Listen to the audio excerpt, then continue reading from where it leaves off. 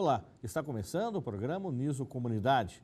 No programa de hoje, vamos receber a aluna de Arte e Educação da Uniso, Ananda Jacques, que é idealizadora de um projeto de musicalização infantil. Vamos receber também a professora, mestre Albertina Sarmento, para conversar sobre a tecnologia na sala de aula. Está no ar o programa Uniso Comunidade.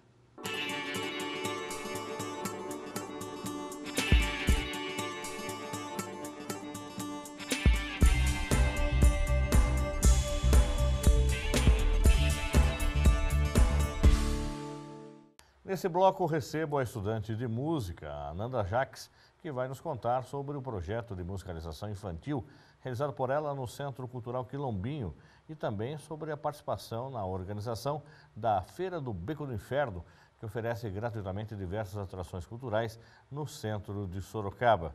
Ananda, tudo bem com você? Tudo bem, e você? Tudo bem também. Ananda, conta pra gente por que você escolheu o curso de música na Uniso. Bom, eu desde criança me interesso muito por música e durante algum tempo eu achei que isso seria um hobby na minha vida, né? E quando eu fui fazer um outro curso e percebi que eu me dedicava mais e queria mais fazer música do que aquilo que eu estava fazendo numa universidade, né? O que era o curso? Psicologia. E aí eu procurei fazer um curso de música porque isso estava realmente em consonância com aquilo que eu já fazia, que eu já queria, né? E aí eu escolhi, né, o curso aqui da Uniso porque parecia para mim que era um curso plural, que ia dar para eu trabalhar tanto na educação, como com projetos, né, as coisas que eu faço, e me aprimorar também enquanto musicista, enquanto compositora, né, e cantora. E quando é que nasce a música na sua vida? Você tem alguma veia artística que vem de família, pai, mãe, irmãos, parentes? Então, quando é que você começa a descobrir essa vocação musical? Bom, eu desde muito nova, desde meus 4, 5 anos, eu tenho algumas lembranças, eu criando melodias e cantando pela casa, criando canções, eu cantava na escola, e isso muito influenciada pelo meu pai, que tocava violão, né, e me deu um violão quando eu ainda era criança, muito influenciada por meu avô, que era praticamente um musicólogo, assim, né? Ele era muito interessado em música, então ele me deixou muitos discos, muitos CDs de diversos gêneros musicais, assim, né? De diversas épocas. E meu tio também, quando eu era criança, a gente morava junto e ele estudava canto erudito, então aquilo também, né, reforçou. Minha mãe também sempre gostou, né? Já havia feito aulas de canto e também teve alguns envolvimentos musicais, e tudo isso foi me dando um caminho. E qual o gênero, de repente, que se tocava em casa, se ouvia em casa e que você começou a perceber que você tinha uma identificação maior ou vocês ouviam um pouco de tudo? Então, cada um ouvia uma coisa, né? Meu avô ouvia tudo, né? E meus pais eram mais voltados para a bossa nova e para o samba.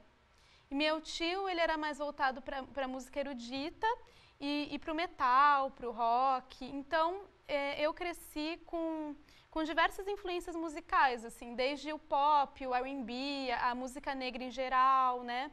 Tanto dos Estados Unidos quanto a música brasileira, afro-brasileira. Então, tudo isso sempre esteve presente na minha vida e eu sempre fui curiosa, assim, para buscar isso quando eu me tornei adolescente, me aprofundar, né?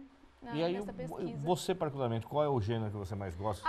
Eu sou cantora de MPB, sou cantora de samba também, eu tenho um trio que a gente toca samba e música brasileira, a gente toca forró também, eu falo que são brasilidades, né? Então é isso que tem me chamado mais, mas eu gosto muito de jazz também, gosto de blues. O samba hoje, ele tem, pelo que eu estava lendo, mais de 20 segmentos dentro do samba, é isso mesmo? Tem samba de roda, samba de cantiga, o break, você tem o pagode, você tem o samba, a escola de samba. Como é que é? É uma variedade gigante isso, plural o samba? E não é de hoje, na verdade, né? Desde que ele surgiu de uma maneira muito plural, né? Então, o samba, o jeito que ele surgiu, e no Brasil, né, a gente entende que ele veio do semba, né? Que era um ritmo africano, mas ele não veio puramente do semba, ele se misturou com outras influências que a gente tinha aqui E aí deu origem a muitos tipos de samba. Então, assim, eram sempre atividades que envolviam dança também, né? Sempre uma música muito, muito corpórea, né? O samba, né? Aí entra um pouco de maracatu. Sim. Samba. Jongo, né? Então, tudo isso, assim, todas essas manifestações que eram também danças, né? E aí você começa a fazer um projeto independente de estar no curso de música, mas no Quilombinho aqui em Sorocaba. Como é que surgiu, de repente, o Quilombinho também na sua vida? Não surgiu de uma maneira exatamente independente do curso, não. Foi totalmente a ver com o curso, porque eu faço a prática do meu trabalho de conclusão de curso lá no Quilombinho.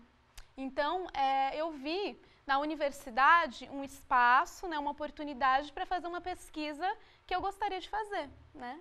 E daí eu procurei o pessoal do Quilombinho, sempre fui muito bem recebida e comecei a levar essas práticas para lá. O que é qual é o mote do seu TCC? Qual é o tema do seu TCC? É a cultura afro-brasileira na musicalização. Então, eu levo para as crianças lá que estão no Quilombinho no contraturno escolar, eu levo para elas algumas atividades de noção de propriedades de som, noções musicais, né, de fazer criativo musical. Então, sempre assim, a pedagogia musical que eu tento seguir, né, ela é muito motivada pela prática e muito motivada pela pessoa se emancipar, né, enquanto estudante de música, né? Uma aprendizagem muito voltada para a pessoa se ver como capaz de criar músicas, né?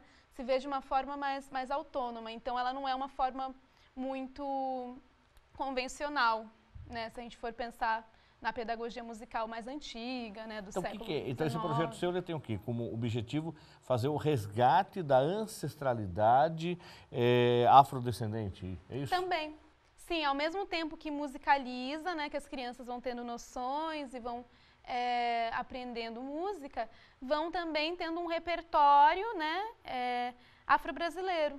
Você passa alguns pontos históricos, mostra a importância do negro na sociedade brasileira, você conta da onde vem a origem desse negro, o trabalho que ele teve, de fundamental importância para o nosso país, você mostra tudo isso? Sim, eu costumo levar, quando eu levo alguma canção, algum canto para a gente fazer algum trabalho, eu procuro, né, elucidar para eles da onde vem, né, porque é importante a gente conhecer, né, se eles conhecem. Aí, às vezes, tem algum aluno que conhece, né, alguma coisa que eu levo e conta a sua experiência com aquilo. Porque eu entendo também que é muito importante a gente, enquanto educador, não ser um transmissor de conhecimento, né, mas instigar também, né, e ouvir também o que o aluno tem, né. Por exemplo, tem um aluno lá que ele vem do Haiti, ele já teve um contato com algumas outras coisas que ele pode contar pra gente, que não são da cultura brasileira. Então, também estar aberta a essas novidades que os alunos trazem também e contextualizá-las para a aprendizagem de todos, né? O professor mais ensina do que aprende ou mais aprende do que ensina? Mais aprende do que ensina. E você já percebeu isso? Ah, totalmente. E com esse conhecimento que você está adquirindo, até nessa troca com eles, você tem usado algumas coisas também nas suas performances, no seu grupo que você tem? É uma boa pergunta. Eu acredito que sim. Acho que, por enquanto, de uma forma mais inconsciente, indireta, mas eu acredito que tenho sim. Tanto desde pensar o repertório, né, com o trio, né, o que o repertório vai trazer, né, em questão de letra, né, quando a gente se apresenta muito em bares, né, mas o entretenimento, ele não é só o entretenimento, né, ele é cultural, ele traz uma vivência para as pessoas que estão ali, às vezes, simplesmente para tomar uma cerveja, né, e ouvem aquilo que não conhecem ou aquilo que podem vir a conhecer. Já aconteceu muitas vezes, assim, comigo. Já teve, inclusive, recentemente, teve um menino que me viu numa outra situação que eu não estava cantando e veio me agradecer porque ele conheceu Elza Soares a partir de mim.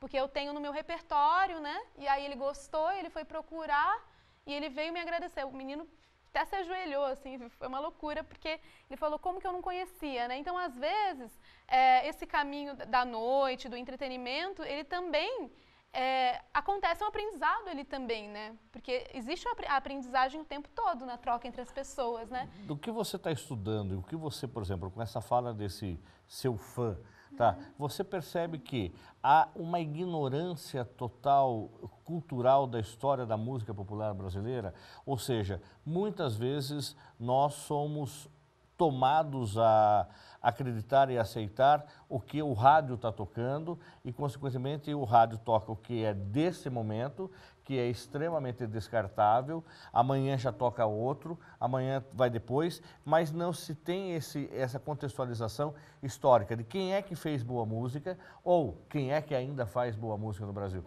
Como é que você discute isso no curso e como é que você discute isso com seus colegas de grupo e ainda mais tendo a oportunidade agora de ensinar para as crianças ouvir música de qualidade?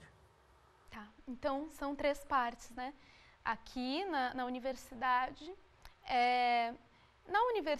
a gente tem a oportunidade de, em algumas disciplinas, né? Por exemplo, eu estou tendo agora Regência Coral 2. A gente tem a oportunidade de trazer algo do nosso repertório para trabalhar em sala. Então, a gente tem esses momentos, assim, de mostrar o que a gente ouve, né, o que a gente quer trabalhar. Então, acontece essa troca naturalmente na universidade, né?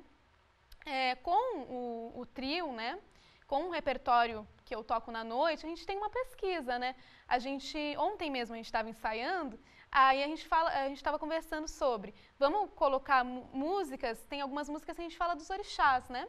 Vamos colocar, então, uma de cada orixá que a gente for lembrando, né? Para ficar uma coisa também para trazer para as pessoas, né? Então, a gente vai pensando num repertório que traga questões que estão um pouco esquecidas pela mídia atualmente, né? Na verdade, essa questão dos orixás, ela era da mídia. Se você pegar os anos 70 aí, né? Antigamente, com Vinícius de Moraes, falava-se muito, né, canto de Ossanha, falava-se muito na questão dos orixás, na questão da religiosidade de matriz africana na mídia. E hoje isso não está tendo mais esse espaço, né?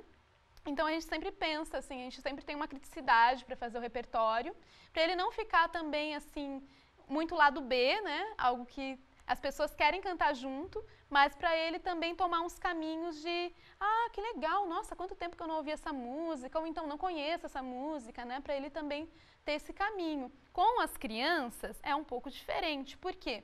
Porque eu parto do que elas trazem. Então, por exemplo, se uma criança me traz um funk que ela gosta, isso já aconteceu várias vezes, um funk brasileiro, eu não vou falar que isso é ruim. É muito longe de mim, e eu nem considero, eu não tenho esse tipo de julgamento assim comigo. Então, eu vou perguntar para ela, por que você gosta? Ela vai falar, batida, isso já aconteceu várias vezes. Daí eu vou mostrar para ela, por exemplo, uma ukulele, que tem praticamente o mesmo padrão rítmico do funk brasileiro, assim, né? E vou trazer para ela da onde que vem essa batida que ela gosta, e aí as coisas vão se ampliando, né? Vai partindo de um ponto que ela já conhece, já domina e vai ampliando, né? O conhecimento, a rede de conhecimento da criança acerca da música. Qual é o perfil dessa criança do Quilombinho que está lá? Menino, menina, faixa etária, são brancos, são negros, são de etnias variadas, você falou que até tem um menino do Haiti, enfim, como é que é? Quem é o perfil desse aluno que está lá? Olha, as etnias variadas, totalmente. E as idades também são muito variadas, o que torna o meu desafio um pouquinho maior. E o desafio de todos os educadores que estão fazendo atividades lá. Por quê? Porque a gente pega crianças que estão num período ainda que não abstraem tanto e outras que já estão voando nesse sentido da abstração, né? Então, por exemplo, para dar um exemplo assim, para elucidar. Às vezes, né, dependendo da atividade que a gente vai fazer, se envolve cantar, né, e eu tenho todo um trabalho de canto, a gente faz exercícios de respiração, né? E aí, se eu falo para eles, né, vamos soltar o ar em som de S. Alguns vão entender que é som de S é S, né? E outros vão entender que é só o som. Então, assim, a gente tem que ter todo um cuidado, porque a faixa etária é muito diferente. Tem crianças de 5 anos, se eu não me engano, lá, e tem até 13 eu tenho também. Então, a idade é muito grande. E além disso, umas brincadeiras que eu levo, às vezes para as crianças menores vai ser muito legal, e para as crianças que já estão ali, né, na pré-adolescência, não vai ser tão legal assim, porque elas podem achar um pouquinho bobo, mas elas recebem muito bem. Mas tem esse desafio da idade. E o que você está ouvindo, Ananda? Particularmente, você tem hoje, olha, eu curto muito ouvir isso. O que você está ouvindo? Tá. Das músicas internacionais que eu ouço muito Esperanza Spalding, que é uma cantora e contrabaixista que eu gosto. Das músicas nacionais, esse novo álbum da Elza Soares, eu ouço bastante. Eu ouço bastante Jussara Marçal também, que é uma cantora brasileira. Eu ouço muito samba atualmente, né? Porque eu tenho que ter essa... É uma escola para mim, né? Algo muito... Tem muita gente nova fazendo coisa boa? Tem, muita. Inclusive amigos meus. Inclusive amigos meus. E aí, como é que é o nome do seu trio lá? É Ao Vivo e a Flores. Ao Vivo e as Flores. Ah, que legal. E você, por exemplo, pode dar uma palhinha de uma música que você gosta, que você canta muito, que o pessoal curte, até como você diz, cantar junto? A carne mais barata do mercado é a carne negra. A carne mais barata do mercado é a carne negra. A carne mais barata do mercado é a carne negra. A carne mais barata do mercado é a carne negra, que vai de graça pro presídio e pra debaixo do plástico, que vai de graça pro subemprego e pros hospitais psiquiátricos. A carne mais barata do mercado é a carne negra. A carne mais barata do mercado é a carne negra. Quem canta essa música? Elza Soares. Tá, e nesse novo disco ela tá... Não é nesse. Não é? Não é nesse. Esse já é coisa mais velha? É do Coques até o Pescoço, que eu acho que é um disco de 2004, talvez. É uma letra de protesto? É uma letra de protesto. E a pessoa entende, de repente, consegue pegar, de repente, que é o negro sendo, mais uma vez, sendo prejudicado e a Ira está resgatando a história da escravidão, tudo nessa letra? Então, a pessoa... Depende do cabedal cultural da pessoa. Estou brincando com isso porque tem uma professora que fala o cabedal cultural. Mas assim, sim, né? Acho que normalmente sim. E samba? O samba que o pessoal curte mais em barzinho, tomando cerveja. O que é a que mais tem uma mais pedida, uma mais popular, que você poderia fazer uma palhinha também? Aquela que vem o bilhetinho, vem um torpedo toda hora lá pro pessoal. Você canta essa, você toca essa, que é assim bem popular. Sei que vou morrer, não sei o dia, levarei saudades da Maria. Sei que vou morrer, não sei a hora, levarei saudades da aurora. Eu quero morrer numa batucada de bamba, na cadência bonita do samba. Eu quero morrer numa batucada de bamba, na cadência bonita do samba. Muito bem, parabéns. Essa rola. E aí, para quem quiser fazer contato com o seu trio musical, como é que faz? Gente, olha, vocês me achem no Facebook. Eu estou lá, eu tenho perfil, tenho página, né? Tenho Instagram também. E é tudo o mesmo nome, que é meu nome, né? Ananda Jaques. O Instagram é tudo junto, Ananda Jaques. Aí tem o e-mail que é o contrário, Jaques Ananda. Mas o Facebook é Ananda Jaques também. E você tem uma página no Face também. Ananda Jaques. Ananda Jaques no Facebook. Muito bem. Independente do seu aspecto cultural, musical, que você faz um trabalho muito legal, aí você também é uma das organizadoras da Feira do Beco do Inferno. O que é a Feira do Beco do Inferno? Para quem não conhece, hoje já é tema de pauta dos jornais, das emissoras de televisão de Sorocaba, as rádios também anunciam sempre que a feira vai acontecer. O que é a Feira do Beco do Inferno, para quem não conhece? A Feira Beco do Inferno, ela é uma feira bimestral, né? Que a gente está fazendo a cada 2 meses, por enquanto, né? Tem sido assim.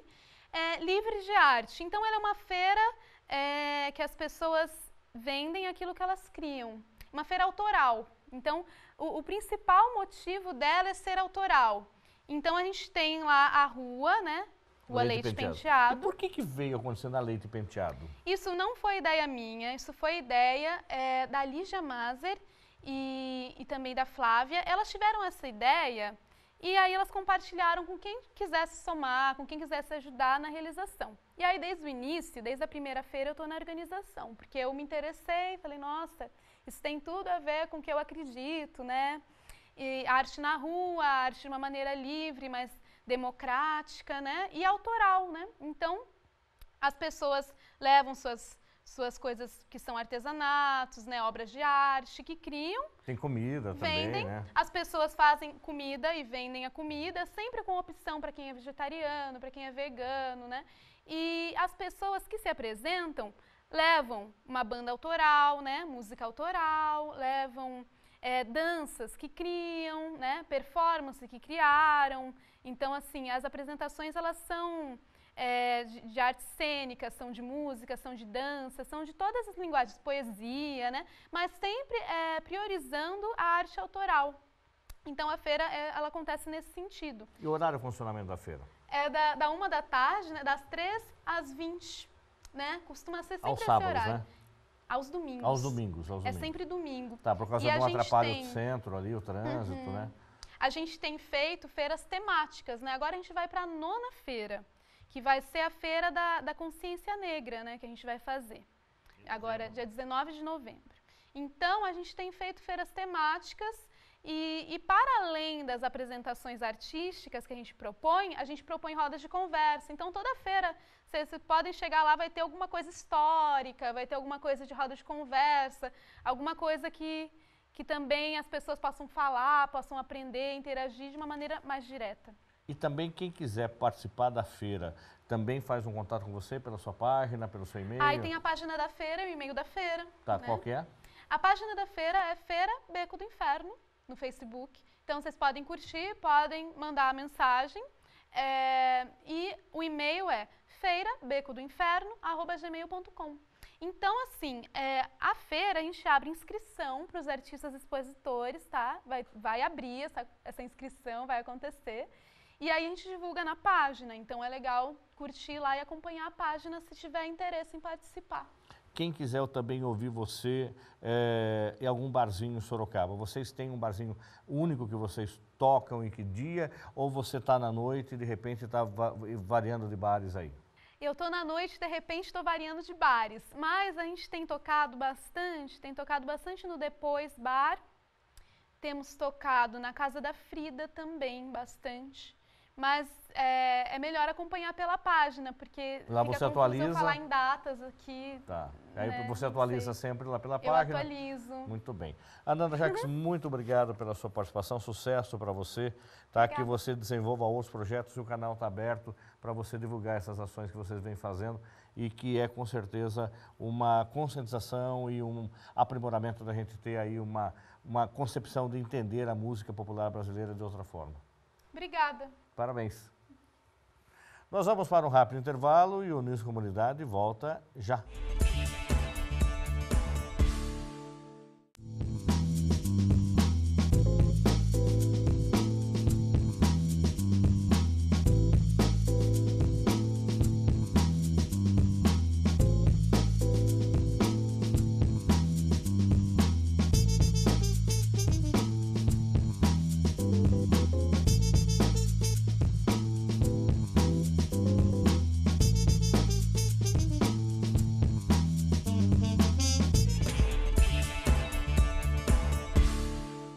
Estamos de volta com o programa Uniso Comunidade. Nesse bloco estamos recebendo a pedagoga Albertina Sarmento para conversarmos sobre o uso da tecnologia na sala de aula dessa geração que já nasceu com o computador em casa, com o celular já na mão.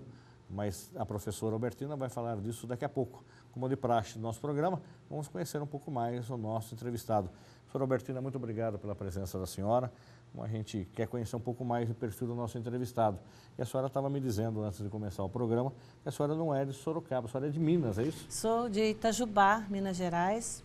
e viemos para alumínio nos anos 80. Para ver com o seu marido? Meu marido, ele veio trabalhar na CBA. E a partir daí meus filhos já tinham 5 e 7 anos. E aí eu retomei a minha... Você morava parte... lá naquela... morava em alumínio. Morei 27 anos em alumínio. E nessa época, as minhas crianças já eram grandinhas, então eu vim fazer pedagogia aqui na Uniso. Depois de casar, que a senhora veio fazer a graduação? A graduação. A senhora fez aqui na Uniso mesmo? Fiz aqui na Uniso. Tá, que ano é, a senhora lembra? Foi nos anos 86, 87. E daí a senhora já começou a trabalhar como professora? Já iniciei meu trabalho como profissional, né? Eu tinha feito o magistério, né? Um antigo curso normal.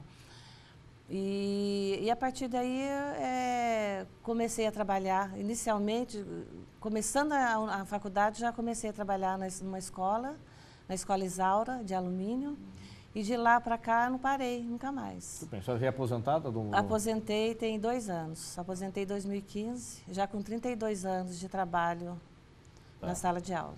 E aí, há quanto tempo na Universidade de Sorocaba?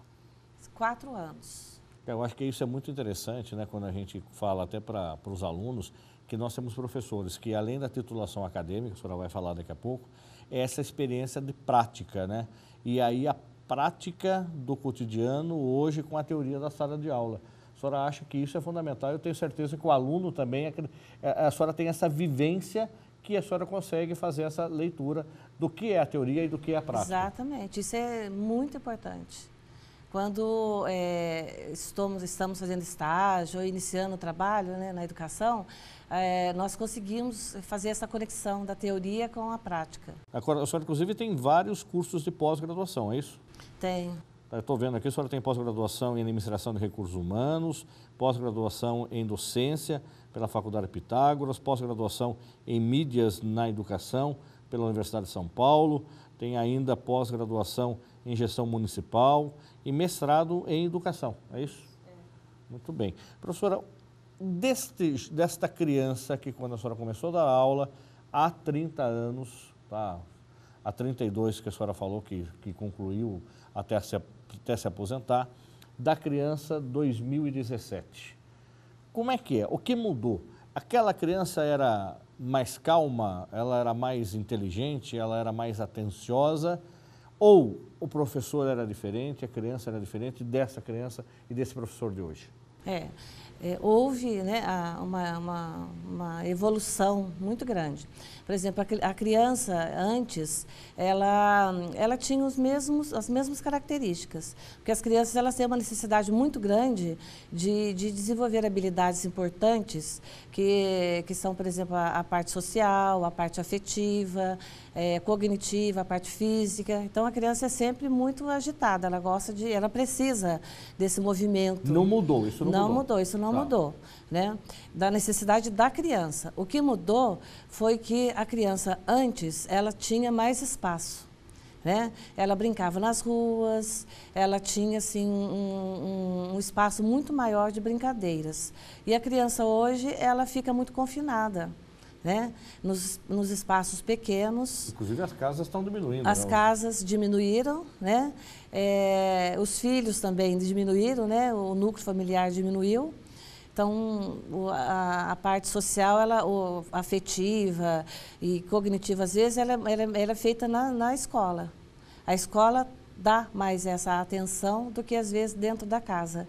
Porque a casa, ela fica mais envolvida com a tecnologia, né? A televisão, o computador, os joguinhos, né? E na escola, ela necessita de mais brincadeiras, de um espaço maior, para que ela possa desenvolver essas habilidades que são importantes. Hoje, quais são as disciplinas que a senhora ministra no curso de pedagogia? Eu trabalho Educação e Diversidade, trabalho Coordenação Escolar, Currículo e Cultura e Educação e Infância. Aí, nessa infância dessa criança que antigamente tinha um quintal grande na casa, ou tinha a rua para brincar, tinha a pracinha, e hoje ele está confinado num apartamento de 50 metros quadrados. Quem sabe tem um player, né, do prédio para ele brincar um pouquinho. O pai e a mãe de 30 anos é diferente do pai e a mãe de hoje? O pai e a mãe de antes, eles conversavam mais com os filhos, contavam as histórias, né? Tinha aquele momento de contar os causos, né, da família. E hoje, os pais, esses pais dessas crianças pequenas já são também da era digital. Eles estão também conectados. Então, eles, às vezes, ficam muito tempo conectados também nessas redes sociais e as crianças ficam ali também sem muito essa interação familiar. Ela perde um pouquinho essa interação familiar. E, consequentemente, isso faz com que, de repente, esse pai e essa mãe terceirize a educação da criança para a escola? Muitos pais terceirizam. Eles acreditam que é a escola que tem que dar conta de todas essas... Não é papel da escola? Ensinar o bom dia, boa tarde, boa noite, sentar de forma correta numa mesa, pegar num talher, falar sim senhor, sim senhora, não é o papel da escola? Não, a escola pode fazer isso também. Pode fazer, tem que fazer hoje, não tem como. Não, tem que fazer, né? E a escola, na verdade, de uns anos para cá, ela globalizou, né? Ela não trabalha só os conteúdos, ela trabalha também outras questões. E até por nossa lei, né, tanto os temas transversais dos PCNs, dos parâmetros curriculares, eles incentivam isso, que o professor trabalhe também essa parte que antes era só da família, né? Então, não sei se por conta disso, os pais estão terceirizando, né? Ou por conta também da falta de tempo, de interação com os filhos. Né, essa correria do mundo moderno faz com que as pessoas, às vezes, fiquem dentro da casa, mas fiquem isoladas. Cada um no seu tablet, né, cada um no seu celular, cada um no seu quarto. Às vezes, no quarto tem televisão, tem todos os equipamentos necessários. Né? Então, acredito que nós estamos criando assim, uma geração que está aprendendo a viver sozinha. E, consequentemente, a partir do momento que ele começa a aprender sozinho, que ele não tenha mais a necessidade do relacionamento físico, da brincadeira física, porque ele pode jogar até bola virtual, né, que ele pega um time aqui com um outro coleguinha, outro amiguinho de qualquer lugar, ou a menina participar de qualquer game também aqui com outro disputando com qualquer outra pessoa no lugar do planeta. O relacionamento das pessoas tende a dificultar mais para frente? Eu acredito. Acredito, porque o olho tem uma importância muito grande. Quando nós conseguimos interagir com o outro, nós nos conhecemos melhor, né? O outro nos faz conhecer melhor. E essa interação, olho no olho, o enfrentamento, né? A solução de conflitos, de problemas. Então, isso... Não dá para deletar, né, professora? Isso não dá. Isso tem que acontecer na interação. Agora, o uso dessa tecnologia, é possível dosar? A senhora orienta os professores, explica para os professores, os alunos professores que estão de pedagogia, que vão se tornar professores, como é que eles vão dosar? Recentemente, o Estado autorizou o uso de internet em sala de aula, ou seja, as escolas estaduais vão ter agora a rede, como nós temos na universidade, que o aluno pode acessar via celular, enfim. E aí vem uma outra discussão antes disso. O aluno vai ficar disperso, ele vai parar de prestar atenção no professor para ficar nas redes sociais dentro da sala de aula. A senhora acredita que é possível continuar dando aula com o aluno conectado? É responsabilidade de quem? Da boa aula ou da atenção do aluno? Eu acho que os dois, sabe por quê? Não tem como negar hoje o uso da internet. Não tem como ignorar, né? E os alunos nossos hoje, eles têm um acesso muito rápido. Eu acredito que o trabalho do professor usando a pesquisa, né, tem muito mais valor, às vezes, do que a explicação na lousa, por exemplo, ou o livro didático, que às vezes não contempla a necessidade do momento. Então, a pesquisa, boa pesquisa. Né? Então, o professor ele tem que orientar o aluno a usar bem o equipamento. Quer dizer que o professor também tem que saber como usar a ferramenta. Exatamente. Ele também tem que ter pesquisado em casa, ele tem que ter preparado a aula da mesma forma. Exatamente. Ele entrou no site, ele sabe que esse site é bom, Isso. Esse caminho aqui é bom, vamos entrar no site e tal, né? Através desse... desse caminho a gente vai chegar a uma resposta positiva. Exatamente. Porque então, se deixar com autonomia, vai procurar qualquer bobagem. Porque eles não têm maturidade, né, ainda. Então, o professor ele tem que encaminhar. Tem idade, professora? A senhora acredita que, de repente, com qual momento o aluno pode e deve, esse estudante, essa criança, usar dessa tecnologia, dessa ferramenta em sala de aula? Olha, na sala de aula, hoje a educação infantil já utiliza, algumas escolas têm laboratórios. Quantos anos são? É de 4 a 5 anos. Tem jogos específicos para desenvolver algumas habilidades nas crianças, né? Mas a educação infantil, na minha opinião, ela precisa trabalhar mais o lado do desenvolvimento afetivo, desenvolvimento físico. Então, as brincadeiras, elas promovem muito esse desenvolvimento, né? A oralidade, E a escrita? E a escrita... Há necessidade ainda da criança aprender a escrever a caneta? Ou porque ele digita tudo? Dizem alguns especialistas que nós nos apropriamos mais do conhecimento quando nós escrevemos. Então, eu acredito que... né, ainda não está descartado. Ainda não está descartado.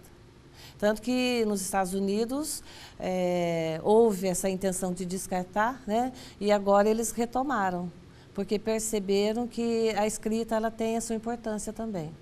Então, hoje, por exemplo, o curso de pedagogia da Uniso, que a senhora é professora, ainda ensina jogos, brincadeiras, utiliza das ferramentas de artesanais para poder a criança também aprender e se alfabetizar? Exatamente, utiliza ainda. Isso é fundamental. A senhora acha que isso não vai ser descartado, não deve ser descartado? A criança precisa manusear, né? Ela precisa, com os sentidos que nós aprendemos. Então, a criança precisa usar o tato, ela precisa pensar aquilo que ela, né? Vivenciar aquelas situações. Então, ainda é necessário.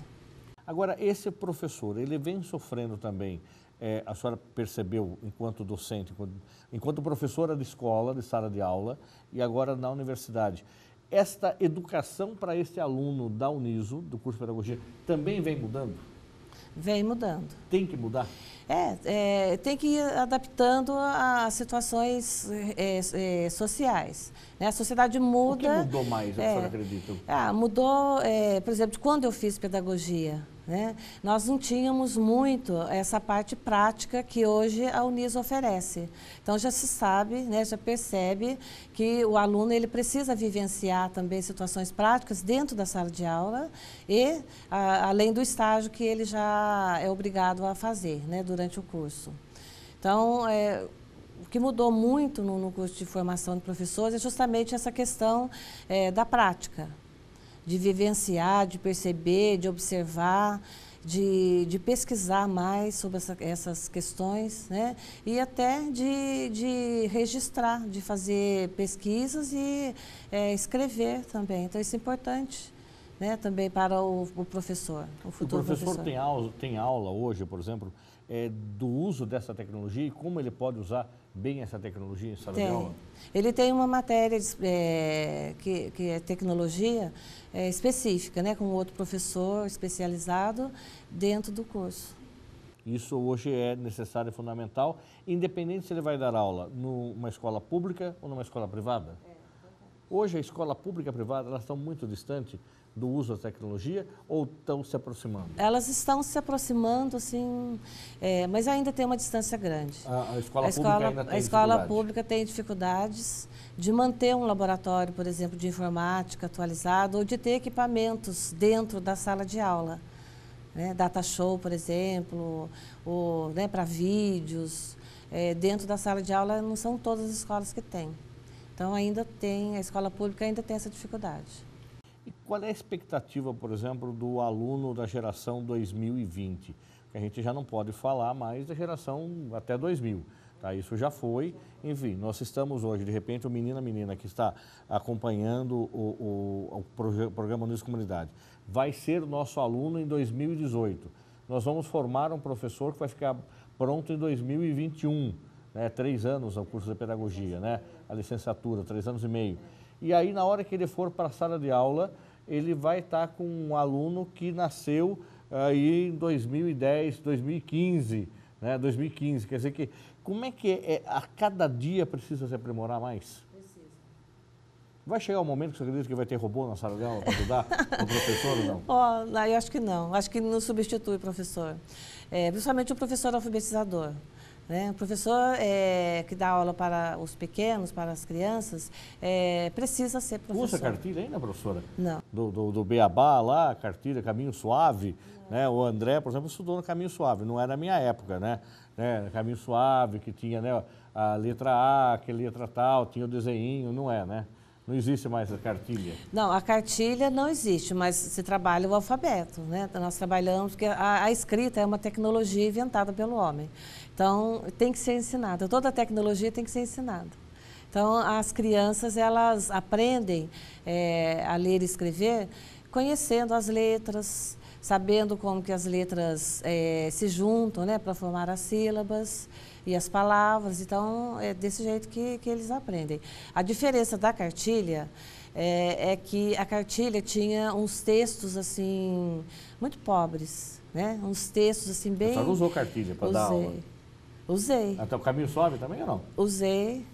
E gozado que eu fui alfabetizada com livros. Na minha época, lá em Minas, ainda não havia cartilhas. Na época que eu fui alfabetizada. E depois, quando eu fui alfabetizar, eu usei as cartilhas. Quer dizer que daí a senhora percebe que a senhora começou a dar aula com cartilha e mudou o formato. E hoje faz com que o aluno pesquise mais também? Faz. Isso é exigido do aluno para ele levar tarefa para casa? Isso ainda existe? Existe ainda. A lição de casa? Existe. Qual a importância da lição de casa? A lição de casa, ela, de repente, é um momento de estimular uma hora de estudo dentro de casa. Porque só a escola não dá conta de todo o conhecimento, né, todo o conteúdo. Hoje nós temos assim, uma imensidão de conteúdos. E o tempo escolar, ele é pequeno, se você for comparar com a quantidade de conteúdos a serem trabalhados. Então, o professor, ele aproveita, né, e para que o aluno passe alguma pesquisa, algum trabalho, para que o aluno também crie o hábito de estudar sozinho também, em casa, não só Agora, só então, na escola. sozinho ou precisa do pai e da mãe, sozinho, de alguém ao lado? Às vezes, tem criança que necessita de uma ajuda, mas ajuda, não para fazer os trabalhos. Quem tem que fazer os trabalhos são as crianças, são os alunos. A partir de que momento a criança leva o trabalho para a lição de casa para casa? A partir do momento da alfabetização? Da alfabetização.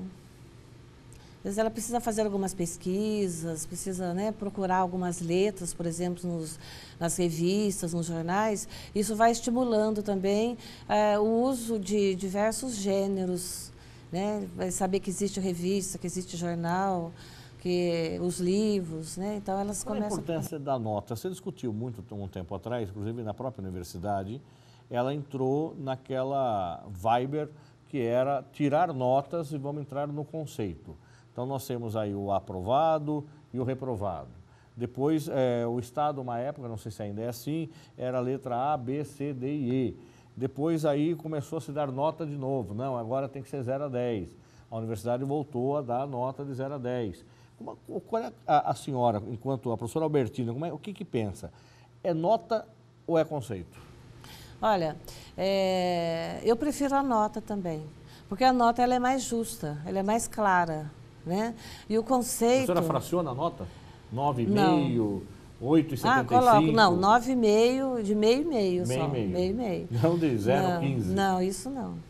Né? A senhora acha mais justo por quê? Eu acho mais justo, porque o aluno tem uma clareza maior onde ele está acertando, onde ele está errando, onde ele precisa melhorar, né? E o conceito, ele não é muito claro. Né?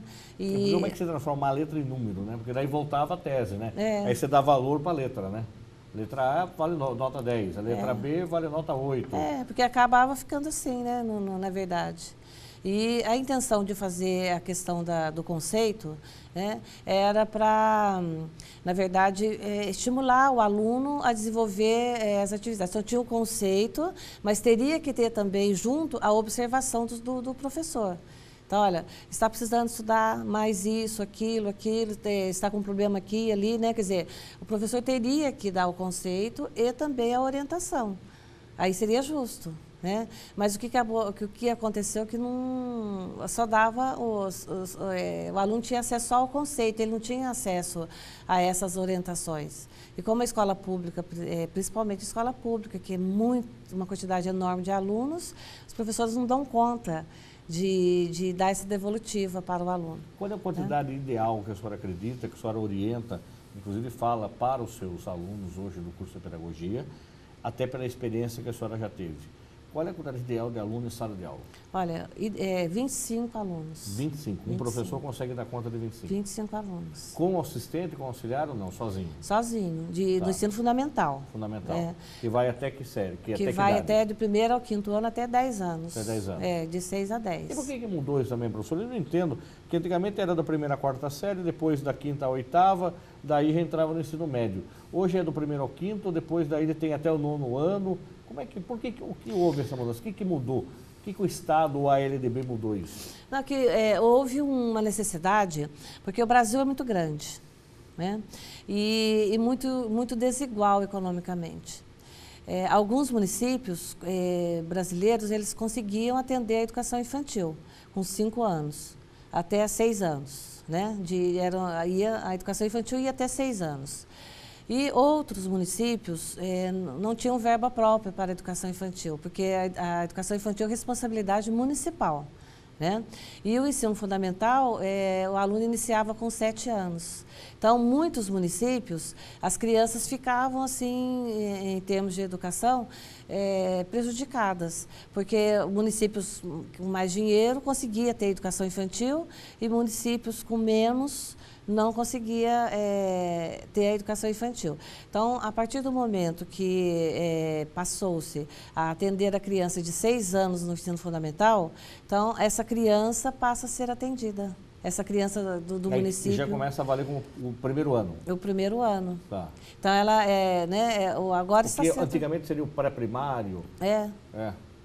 Né? E daí ela já começa a ser inserida no ensino fundamental, lógico que respeitando a idade, né, as singularidades da criança, e ela tem oportunidade, os municípios, então, eles têm uma situação melhor, porque o ensino fundamental ele é garantido pelo... Então, não é que aumentou o prazo, não é porque antigamente você fazia um ciclo de 8 anos que agora mudou? Não. Não? Continua assim, do 1º à 4ª série e depois da 5ª à 8ª... Não, do 1º ao 5º ano, né? 1º ao 5º ano. Primeiro o 5º ano era a antiga 4ª série. A antiga 4ª série, porque ele entrou, na verdade, um ano mais cedo. Exatamente. Tá. E Okay. depois ele vai para os anos finais, que é o 6º, o 7º, o 8º e o 9º. Tá, que é o ensino... que era o ginásio. O ginásio antigamente. Tá, depois vai para o curso, daí vai para o colegial. Depois você vai para o ensino médio, Colegial com o ensino médio. Muito bem. Professora Albertina, quem quiser conversar com a senhora, convidar para uma palestra, bater um papo, quero saber um pouco mais sobre o curso de pedagogia da Uniso, conhecer a professora Albertina, que tem experiência em sala de aula, para ela vir bater um papo com a gente. A senhora tem um e-mail de contato? Como é que é mais fácil falar com a senhora? Tem o albertinasarmento@bol.com.br ou o e-mail aqui da universidade, que é albertina.sarmento@prof.uniso.com.br. .br direto, né? albertina.sarmento@prof.uniso.br. Isso. Tá certo. Senhora Albertina, muito obrigado pela presença da senhora. Sucesso no trabalho que a senhora tem. Obrigada. Tá? E a gente tem certeza que os nossos alunos de pedagogia aprendem muito com a senhora lá. Obrigada. O programa Uniso Comunidade fica por aqui. Se você tiver alguma sugestão para o programa, envie para a nossa página lá no Facebook. Curta lá, dá um like, é o Uniso Comunidade. E você pode rever também todos os programas que já foram ao ar no nosso canal no YouTube, que é a TV Uniso. Agradecemos a sua audiência e até o próximo programa. Até lá!